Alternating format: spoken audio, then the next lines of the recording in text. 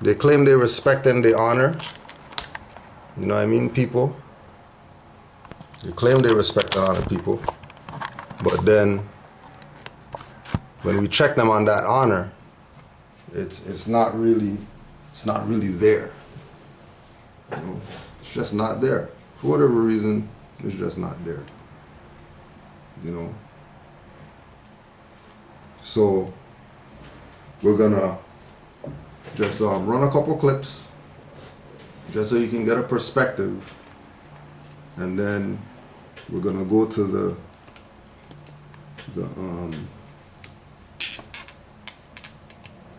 main course.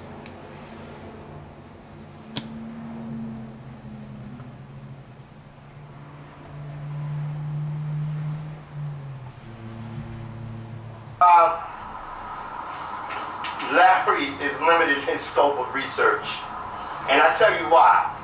The Most Honorable Elijah Muhammad taught us that there are 16 shades of black. There are 8 shades of brown and 8 shades of yellow. Okay? You have Africans right now with blonde hair and blue eyes that have no admixture of blood.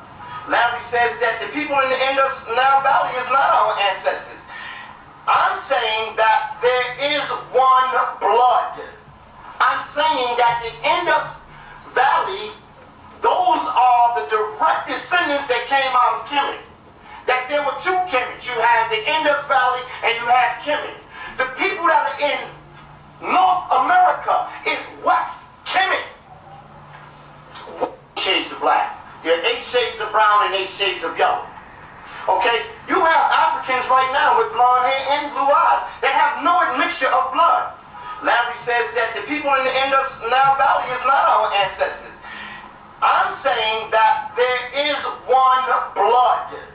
I'm saying that the Indus Valley, those are the direct descendants that came out of Kemet. That there were 2 Kemets. You had the Indus Valley and you had Kemet. The people that are in North America is West Kemet. Then keep in mind, North Africans were neighbors of the ancient Egyptians. North Africans were neighbors of the ancient Egyptians.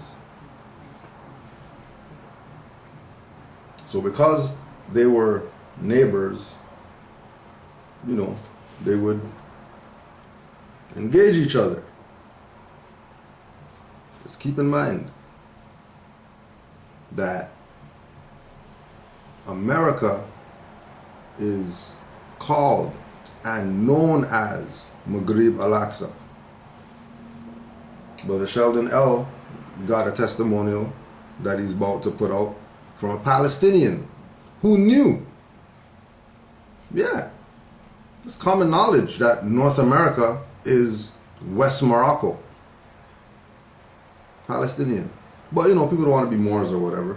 It's cool. You know, we'll keep going.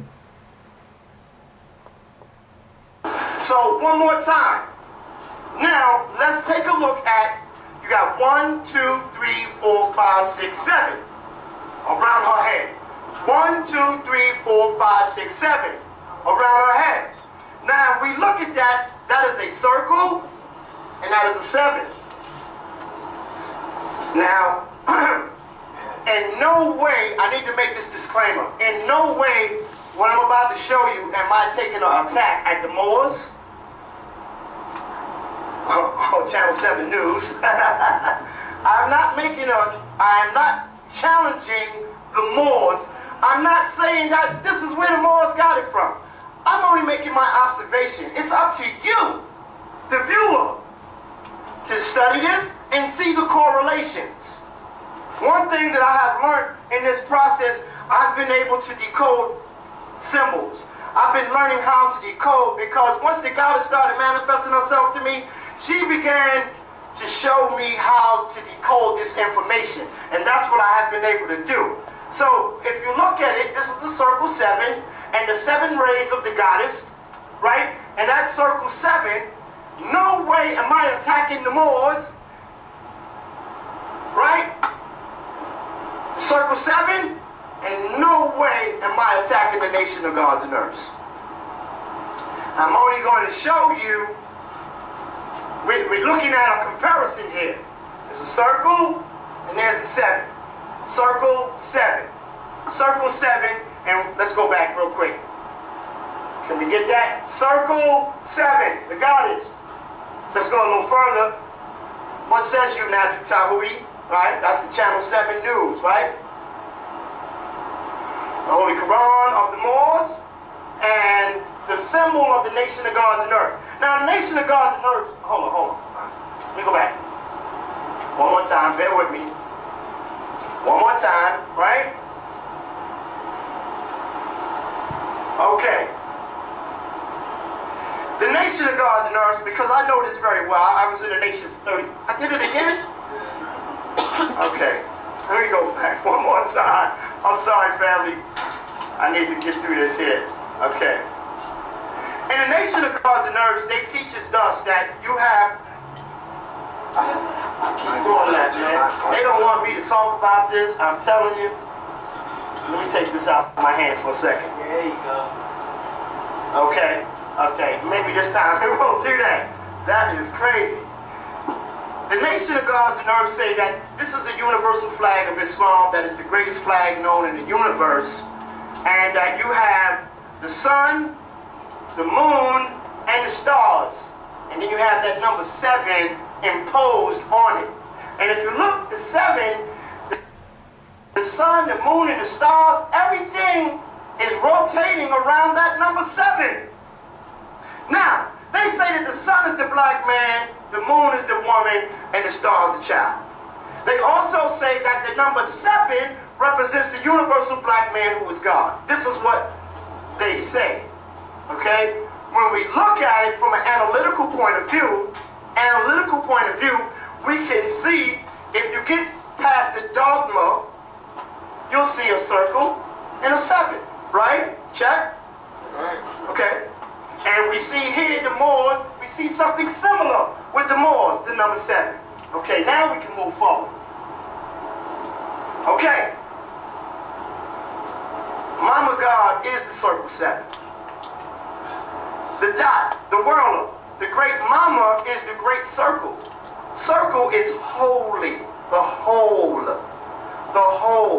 Because it represents the womb of the goddess and the great round of life, cycling through birth, life, death, and rebirth.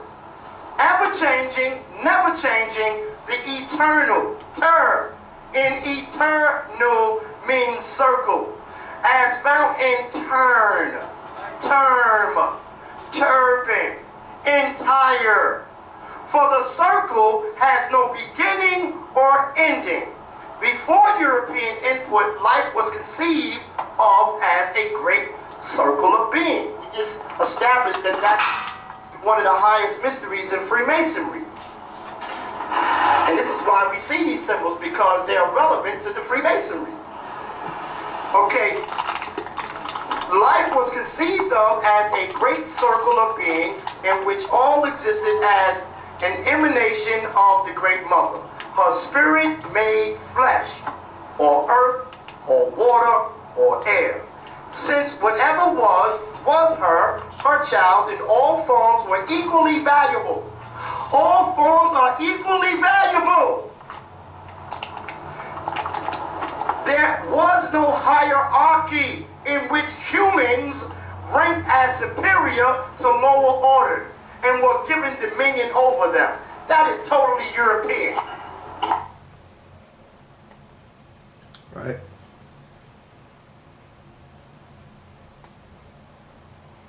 1% slave master class. What do you mean by spell? The definition of spell: to write, otherwise give letters in order, a word, a syllable, etc. That's the first definition of spell. The second definition of spell is any influence that can control the mind or character or fascination that is uttered by the usage of words, syllables, and language. So that's what a spell is. The way spells are conducted is by social engineering. Social engineering is conducted on the subjective class of people by the use of connotative linguistics. of language. First, define social engineering. Social engineering is a term that describes a non-technical kind of intrusion that relies heavily on human interaction and also involves tricking other people to break security procedures. Oh, by the way, just to put it on the record, these videos are from Baba TV, Every Time Fire on YouTube, and Natural Tahuti YouTube page. Let's put it on the record. We're not complaining about stuff and all that. That, for promotional purposes only, we are using the videos from Baba TV, Every Time Fire YouTube, and Natural Tahuti YouTube.